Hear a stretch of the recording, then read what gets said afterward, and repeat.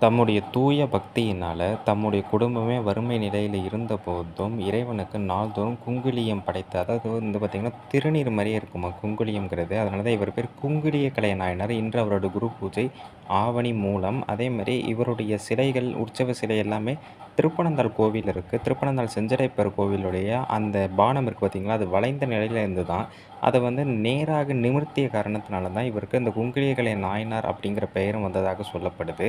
எந்த அளவுக்கு இவர் மிக முக்கியமானவர் அப்படின்னா, தன்னுடைய மனைவி வறுமை நிலையில திருமாங்கல்யத்த குடுத்தபோது கூட, இறைவனுக்காக வந்து குங்கிலியம் வாங்கி படைத்தாரே தவிர, தன்னுடைய குழந்தைகளுக்கு, தன்னுடைய மனைவிக்குன்னு எதுவுமே அவர் பண்ணல. அந்த அளவுக்கு இறைவன் மீது ஒரு பக்தி கொண்டவராக இருந்தார். இந்த சிற்பம் வந்து பார்த்தீங்கன்னா, மூவலூர் மார்க்க சகாயேஸ்வரர் கோவில்ல இந்த சிற்பம் இருக்கும். ரொம்ப ரொம்ப தெளிவான ஒரு சிற்பம் வந்து இந்த கோயில்ல மட்டும் தான் பார்க்க முடிந்தது. இன்று அவரது குரு பூஜை. 2 ஊர்ல தான் இவர் சிறப்பு மிக்கவரா இருக்கார். ஒண்ணு திருக்கடையூர் இவர் பிறந்த ஊர். இன்னொன்னு முக்தியடைந்த தலமா சொல்லக்கூட திருப்பனந்தாள் கோவில்.